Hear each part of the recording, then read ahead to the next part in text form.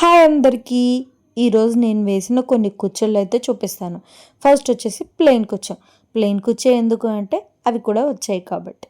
ఎప్పుడైనా కానీ కుచ్చులు అనేటివి శారీ కొంగు colour plus main sari colour కాంబినేషన్లో కుచ్చులు వేస్తామన్నమాట.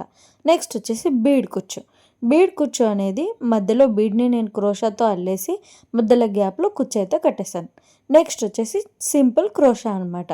చూసారా, మధ్యన ఒక ఫ్లవర్ బీడ్ పెట్టి యూ షేప్ పెట్టి మధ్యలో మిడిల్లో ఒక చిన్న జీరో సైజ్ పూస పెట్టి అల్లాను అనమాట. నెక్స్ట్ వచ్చేసి సింపుల్ క్రోషాని డిఫరెంట్ మోడల్ అనమాట.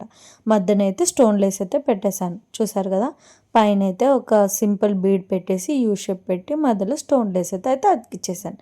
చూసారా, నా శారీ కొంగు దగ్గర యూ షేప్ క్రోషాతో ఎంత నీట్గా ఉందో. ఇలా కుచ్చులు మడత కాకున్నట్టు నీట్గా ఫోల్డింగ్ చేస్తాను. ఇదే అనమాట బాక్స్ ఫోల్డింగ్ అనేది.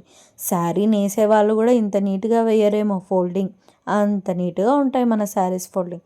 యాక్చువల్గా శారీ ఫోల్డింగ్కి నాకు పిచ్చ క్రేజ్ ఉందండి. కస్టమర్స్ వచ్చిన వాళ్ళందరూ మీరు నీట్గా బాక్స్ ఫోల్డింగ్ నీట్గా చేస్తారు, పెళ్ళిళ్ళలో డిస్ప్లేలో పెట్టేటప్పుడు కూడా అస్సలు షాప్లో తీసిన చీరలాగా ఉంటుంది అని అంటారు. Thank you for watching. Follow for more.